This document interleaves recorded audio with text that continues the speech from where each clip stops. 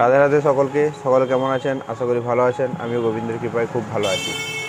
তো little Chitra YouTube channel ও Facebook page Govinda গড়াইয়ের পক্ষ থেকে আরও একটি ভিডিও নিয়ে চলে এলাম। এই ভিডিওটি আপনারা আগের ভিডিওটি দেখেছেন। ওই আগের ভিডিওতে বলা ছিল যে নেক্সট ভিডিও আসছে দীনকৃষ্ণ ঠাকুরের পরিচয় নিয়ে। তো কে এই দীনকৃষ্ণ ঠাকুর আপনারা কি জানেন? যদি না জেনে থাকেন এই ভিডিওতে জেনে নেন যে বিষাক্ত কীর্তনিয়া দীনকৃষ্ণ ঠাকুরের সম্পর্কে। ভিডিওটি বেশি বড় না করে মেন টপিকে আসা যাক। তো সূর্যপদ নস্কর বাবা পঞ্চরা নস্কর, বাড়ি উত্তর 24 পরগনা কুচিয়া গ্রামে। উনার বিবাহ হয়েছিল বিখ্যাত তবলাবাদক বিকাশ পুরকায়স্থর শালীর সঙ্গে। তো বিবাহর কিছুদিনের মধ্যেই ওনাদের বিবাহ বিচ্ছেদ হয়ে যায়। কারণ ওনার নিজের চরিত্র, উনি একজন দুশ্চরিত্র লোক ছিলেন, সেই জন্য বিবাহ বিচ্ছেদ হয়ে গেছিল ওনার স্ত্রীর সঙ্গে। তো আপনারাই ভেবে দেখুন এই সূর্যপদ নস্কর কত বড় পাপী মানুষ। ইনি কিছু সামাজিক কথাবার্তা যা আমাদের জীবনে ঘটে দু একটা সেই কথা বলে মানুষকে বিভ্রান্ত করে কত রকমের কটূক্তিকর কথা ইনি কীর্তনের মাঝে বলেন। তো চলুন আরও ইনার সম্বন্ধে কিছু জেনে নিই ভিডিওর মাধ্যমে। তো তিনি কীর্তনের মাঝে অনেক সময় বলেন উনি নাকি ডবল MA করেছেন, উনি নাকি কলেজের প্রফেসর। তা ওনাকে আমি এই ভিডিওর মাধ্যমে অন ক্যামেরা জিজ্ঞাসা করব উনি কোন কলেজের প্রফেসর। উনি যদি প্রফেসর হন তার কোনো একটা কলেজের প্রফেসর হবে, তা কোন কলেজের উনি প্রফেসর। আর ওনাকে এইটিও বলবো, জিজ্ঞাসা করবো অন ক্যামেরা যে উনি নিজে 8 পর্যন্ত পড়ে প্রফেসরের মানে 2 নম্বরি সার্টিফিকেট কোথায় করে যায়। এখনকার দিনে দাঁড়িয়ে টাকা দিয়ে কি পাওয়া যায় না। তো আপনি কি নিজেই একটা কলেজ খুলেছেন যেখানে যেই কলেজের আপনি নিজে প্রফেসর, আর আপনার মতন ফেসবুকে মানে সোশ্যাল মিডিয়াতে অনেক ভণ্ডকে দেখছি তাদেরকে আপনি তৈরি করছেন এই সনাতন ধর্মের অপপ্রচার করার জন্য। আপনার নামে ফেসবুক পেজ আছে, সেখানে সনাতন ধর্মের অপপ্রচার চলছে, আপনি নিজে করছেন কিসের জন্য? আপনার কি লাভ আছে? হ্যাঁ, লাভ নিশ্চয়ই আছে। আপনি ভাইরাল হচ্ছেন, সেখান থেকে অর্থ উপার্জন হচ্ছে।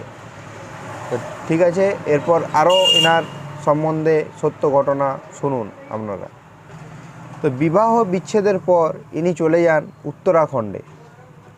উত্তরাখণ্ডে গিয়ে ওখানে সাধু সন্তদের সাথে কিছুদিন থেকে উনি দেখতে পান সাধু সন্তদের প্রচুর অর্থ উপার্জন হচ্ছে, না কাজ করে না খেটে প্রচুর অর্থ উপার্জন হচ্ছে। তো উনি সেই পথ অবলম্বন করার জন্য অগ্রসর হলেন। তো সেখানে ওনার নাম পরিবর্তন করে নিজের নাম রেখে দেন দীনকৃষ্ণ ঠাকুর কীর্তনিয়া। তো ওখানে কিছু বিধবা মহিলা, বয়স্ক মানুষকে দীক্ষা প্রদানও উনি করেন, কিন্তু নিজের চরিত্র কোথায় যাবে?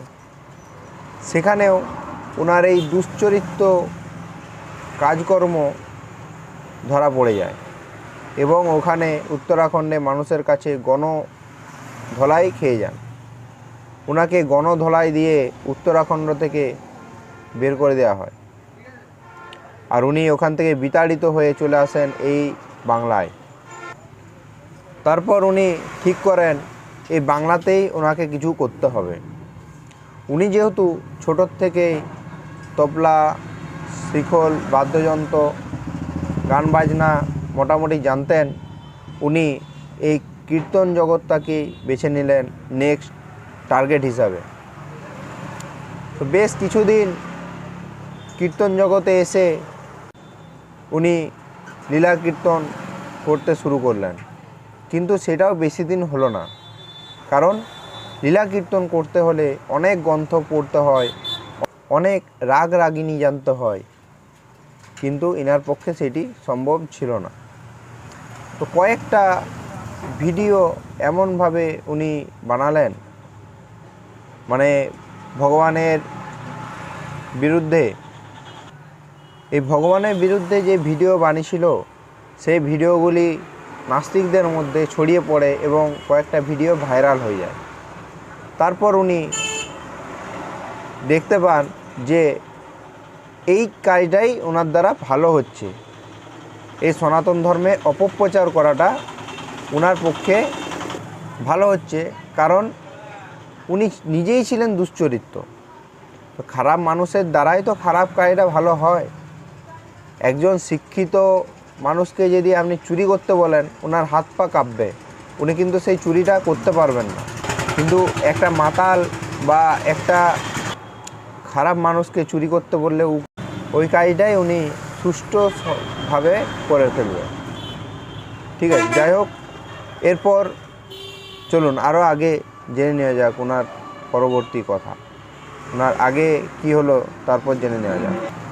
যেখানে ব্রহ্মা, এই জীবজগতের সৃষ্টিকর্তা ব্রহ্মা যেখানে ভগবানের সবসময় নাম গুণকীর্তন করেন, মহাদেব নিজের কণ্ঠে সবসময় ভগবানের গুণকীর্তন করেন, সেখানে আপনি কে ভগবানকে অসুর বলার? আপনি কে? হ্যাঁ, ভগবান থেকেই সব জগৎ সৃষ্টি। জগতে ভালো মানুষ, অসুর, দানব, জীবজন্তু, পোকামাকড়, গাছপালা, যা কিছু এই পৃথিবী বিশ্ব ব্রহ্মাণ্ড সৃষ্টি ভগবানের থেকেই। তা বলে ভগবানকে অসুর বলাটা একদমই মানার মতন কথা নয়। তো শাস্ত্রে এখন কলিযুগে বর্ণনা পাওয়া যায় মানুষ দুই প্রকার, একটা দৈব প্রকৃতির, একটা আসুরিক প্রকৃতির।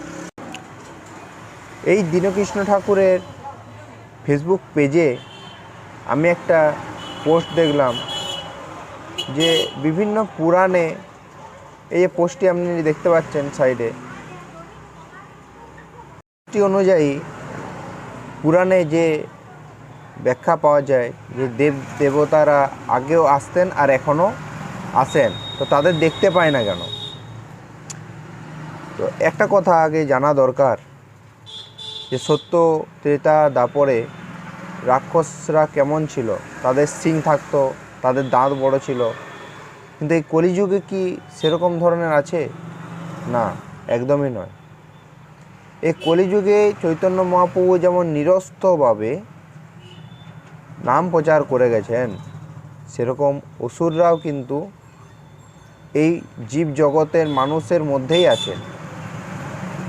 তো তাদের চিনব কী করে?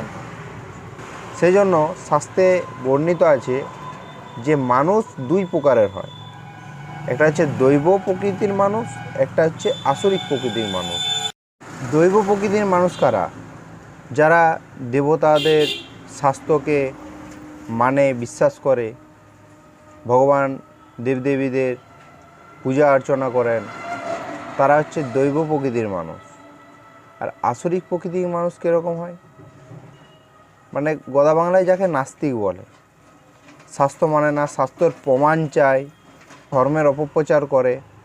তাদের স্বভাব আচরণ এবং কথাবার্তার মধ্যে বোঝা যায় তারা কোন প্রকৃতির, তারা দৈব প্রকৃতির না অসুরিক প্রকৃতির। এভাবে মানুষ চেনা যায়, ঠিক আছে? আর এই নিজেদের কাজকর্মের মাধ্যমে এটা বিচার বিবেচনা করা যায়।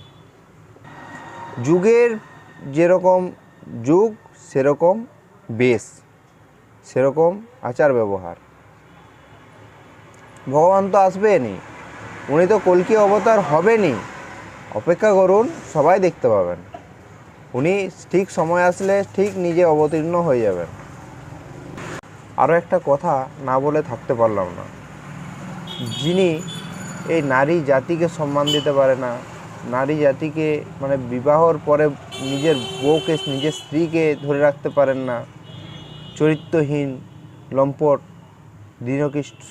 দীনকৃষ্ণ ঠাকুর নয়, সূর্যপদ নস্কর, উনি কি শিক্ষা দেবে? ওনার কি শিক্ষা দেওয়ার কোনো যোগ্যতা আছে? আগে নিজে উচ্চশিক্ষায় শিক্ষিত হন, তারপর আপনি জীবকে শিক্ষা দেবেন। তো ভিডিওটি যদি ভালো লাগে আপনারা অবশ্যই শেয়ার করবেন, লাইক করেন না করেন কোনো অসুবিধা নেই, আপনারা ভিডিওটি শেয়ার করুন। আর যদি কারো কিছু বক্তব্য থাকে আপনারা কমেন্টে এসে নিজের বার্তা দিয়ে দিতে পারেন। আর নেক্সট দেখা হচ্ছে আরও এরকম ধরনের কিছু ভিডিওতে। তো নেক্সট আরও ভিডিও আমি কিন্তু বানাবো এনার এই শিষ্যদের নিয়ে, যেভাবে এরা সনাতন ধর্মের অপপ্রচার করে চলেছে, আমাদেরকেও কিন্তু এই অপপ্রচারের উত্তর দিতে হবে। তো সকলে ভিডিওটি শেয়ার করুন। আর যারা ফেসবুক থেকে, পেজ থেকে দেখছেন, যারা যদি নতুন হয়ে থাকেন পেজটি ফলো করে দেবেন। আর যারা ইউটিউব চ্যানেল থেকে দেখছেন তারা চ্যানেলটি অবশ্যই সাবস্ক্রাইব করে দেবেন। তো রাধে রাধে, সকলে ভালো থাকবেন। নিতাই গৌর শ্রীনাথ, প্রেমানন্দে, হরি হরি বল।